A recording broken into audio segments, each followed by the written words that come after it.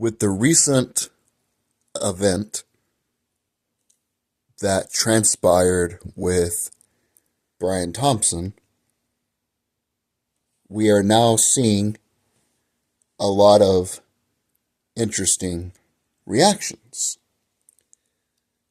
One of those reactions that we are seeing come from a segment of the public who say things like, we need more CEOs to face a similar fate.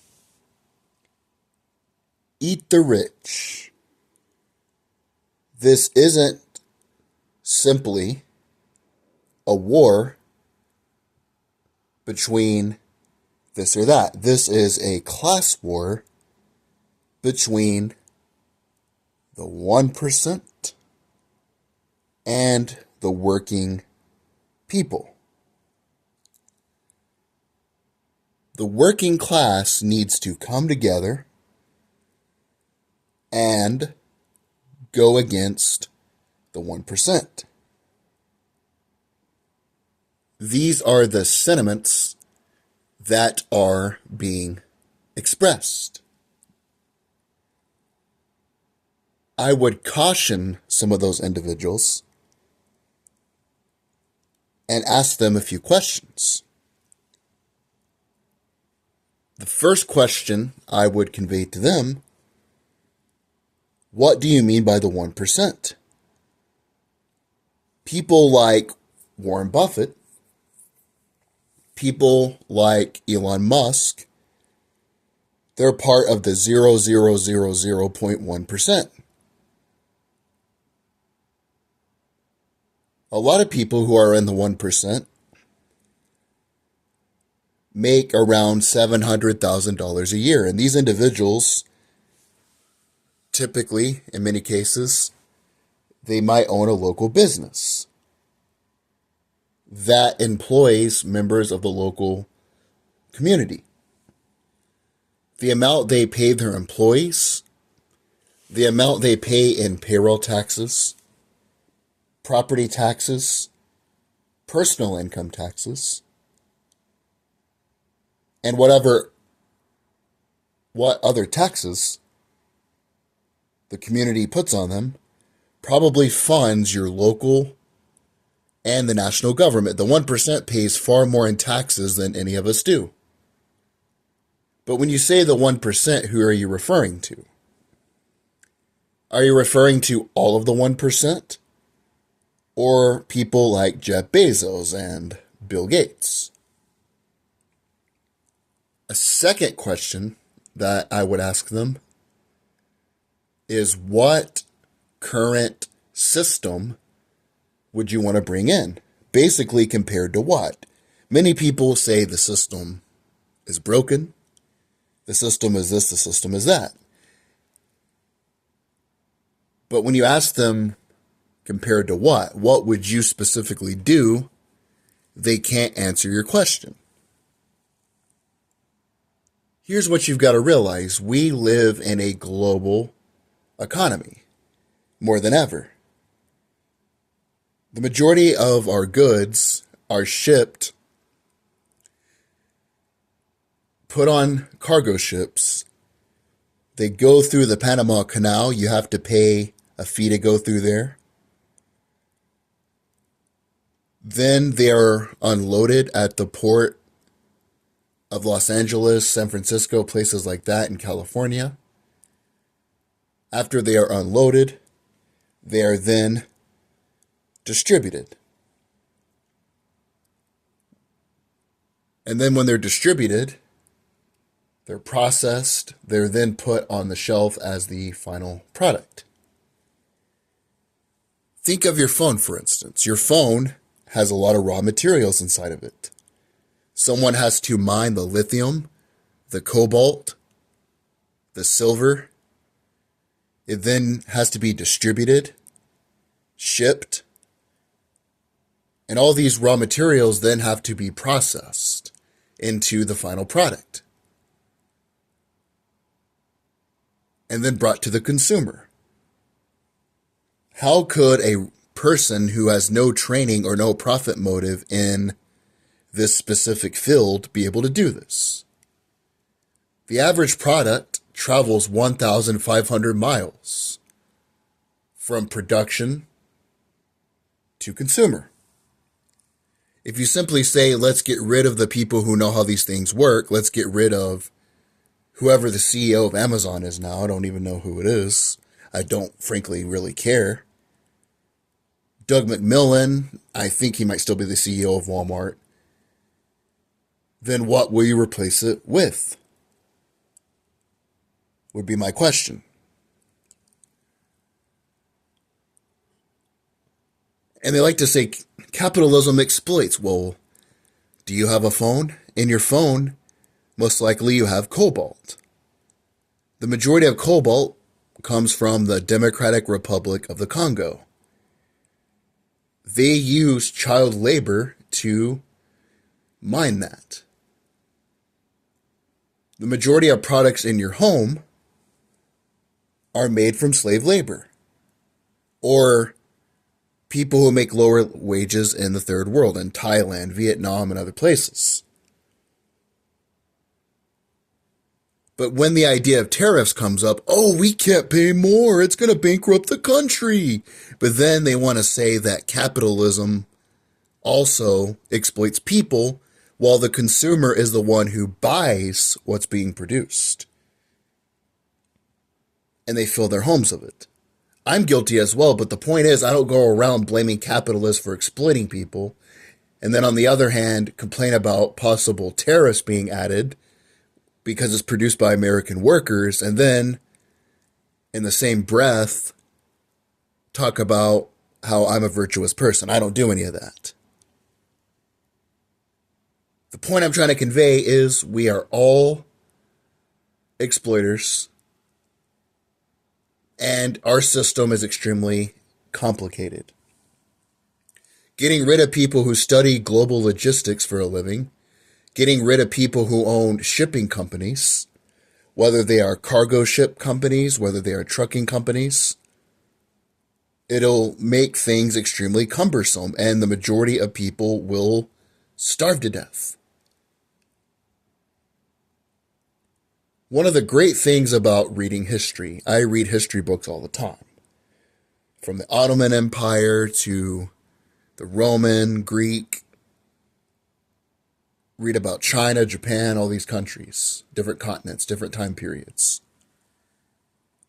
One of the benefits is that almost every asinine idea that has been concocted in the human mind has been tried not just by individuals, but by governments over and over again.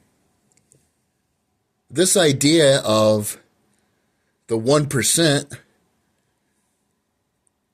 being the hoarders of resources, and we must get a coalition of the working people to combat that, has been tried. It has failed. People went away from it for a little while, and then they tried it again. Socialism never works. When you ask people, can you give me an example, a concrete example of socialism working? They say it's never been tried, and it has. But it's never been successful. So the answer is never. But if the 1% really were the exploiters of resources, then the question I would like to present, America has the most billionaires in the world. More than Asia and Africa combined. If they were hoarding all the resources, then you think we would have a lower standard of living than those other countries. China has the second most billionaires. How come China and the United States are wealthier in terms of standard of living and material goods, GDP, by any metric you want to use, than those other countries, if billionaires are hoarding all the resources? But let me circle back to my point. You can't simply get rid of people who know how these systems work, these logistics systems. You have people that simply own a trucking company. They know how much fuel to get. They know all the safety regulations, the DOT regulations. People that own shipping container companies, people that own mining companies, they know how these things work. Simply running them off and putting in people who don't know what the hell they're doing, it'll lead to supply shortages. Not an opinion, but it's a fact. Look at Zimbabwe. Zimbabwe, which is in Africa, a country in Africa, was one of the wealthier countries for a long time. You had, and this is simply, race doesn't matter, but they made it matter in this circumstance. Normally, I don't think race matters, but in this circumstance, this is how it worked. You can look this up. In Zimbabwe, you had white farmers who, for generations, knew how to work on the land. They knew how to toil the land. They knew about things like crop yields. They knew how to raise animals, what feed to use. Farming is a complicated thing. You can't simply just get a bunch of cows and not know anything about it. Well, under the guise of equity and social justice, kind of like we're seeing now, the Zimbabwe government, at gunpoint, you can look this up, ran the farmers off of their land. And under the guise of equity and equality, they gave that land to Zimbabweans. Now Zimbabwe is one of the poorer countries in Africa. There's actually a Zimbabwe $1 trillion bill because they printed so much money. There's massive starvation. They are now begging on their knees some of these farmers to come back. But you might say, okay, that's a one-off circumstance. Here's another example. Joseph Stalin, under his collectivization plan, ran all of the farmers off of their land in Ukraine. He replaced it with government people who didn't know how to run it, and it led to over 30 million people being unalived. Mao's Great Leap Forward was similar. He wanted to change China from an agrarian society to an industrial society similar to Great Britain and the United States. Get rid of the people who knew how to run the farms and got people on them who didn't know what they were doing or how these things worked. Venezuela did the same thing. I can give you countless examples. I can sit here for 5 hours and read you examples of this happening. The French Revolution was similar. The bourgeoisie, we got to get rid of them. It's the working class. The result was Marie Antoinette was unalived. The new government took over, and the new government unalived over 12,000 people. And these were regular people who simply spoke out against the government. They were brought to the guillotine. At first, it's always, let's go after the wealthy, but eventually it always leads and circles back to the common person.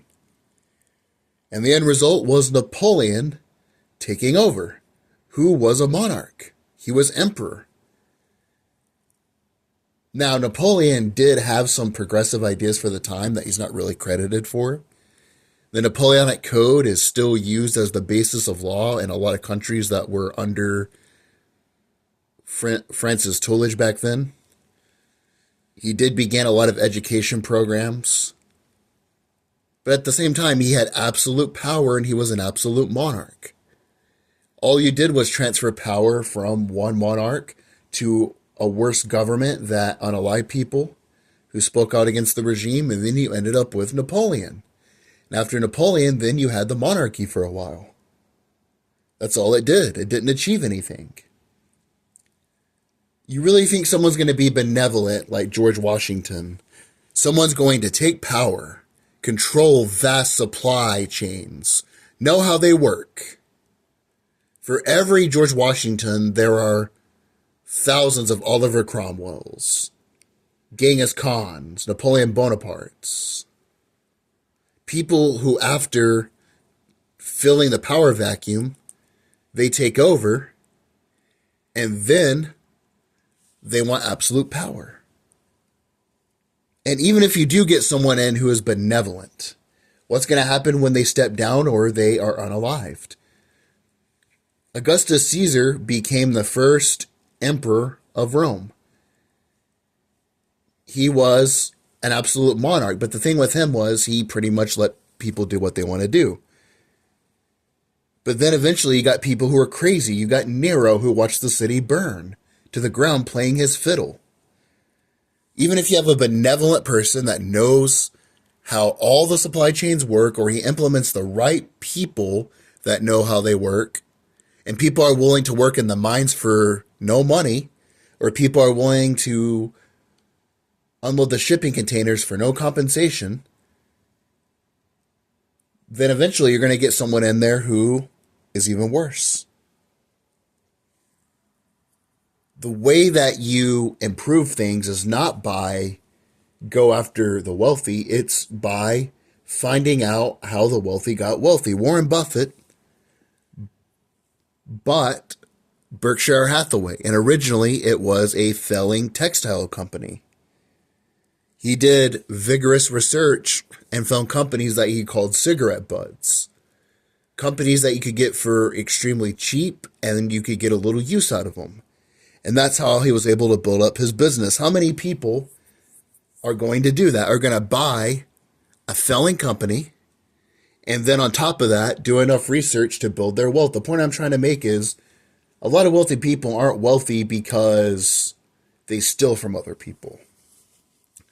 In fact, you can look this up. I know this for a fact. I looked this up recently.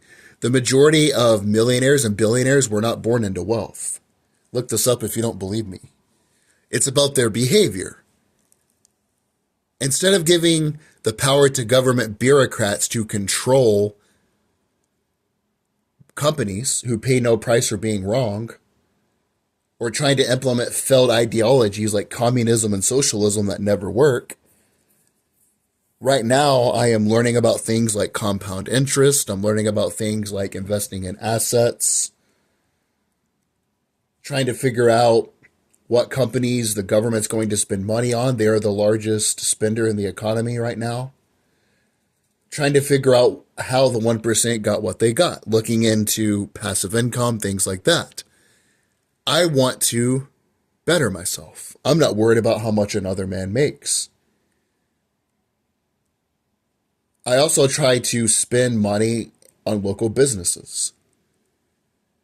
I'm also saving a portion of my income, and a few of my friends, we might pull our money together and start our own business. There are things you can do instead of worrying about how much someone else makes.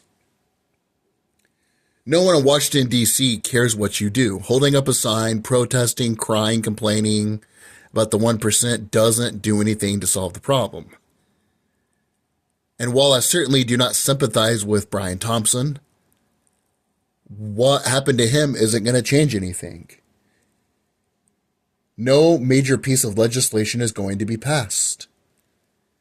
He's going to end up going to jail, and that's that. He didn't make a real change.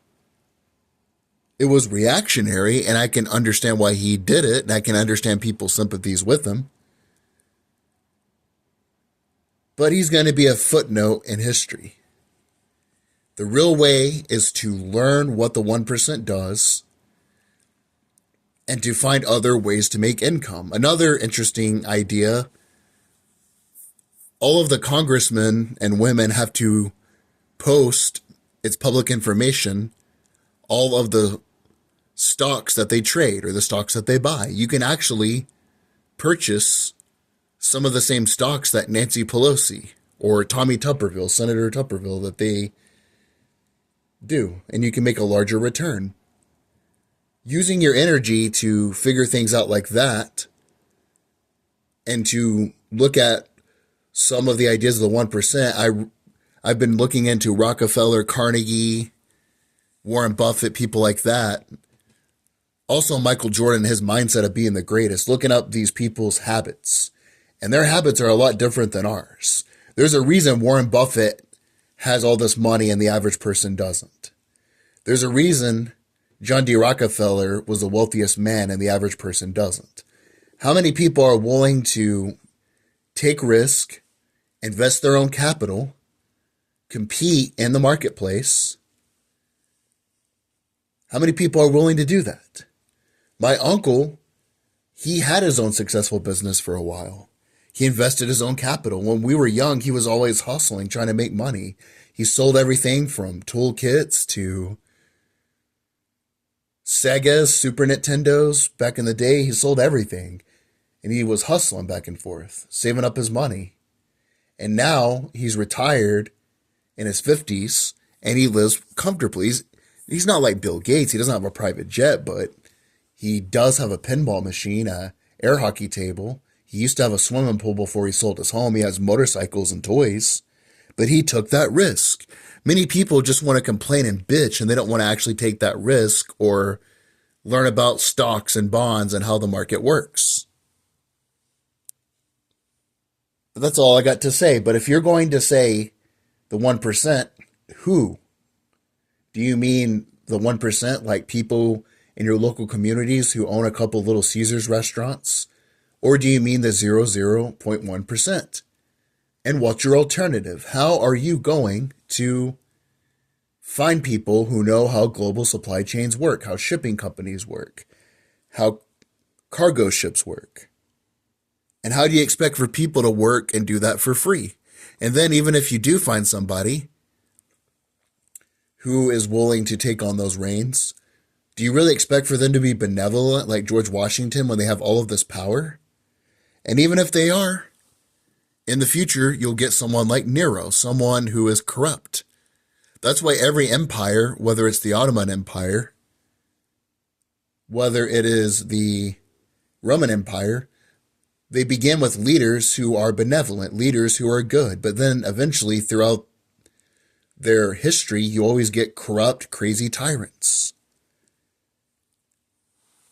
But those are a few questions that I have to the people that are reactionary and say things like, it's a class war. And I really recommend that. I don't say this to be facetious.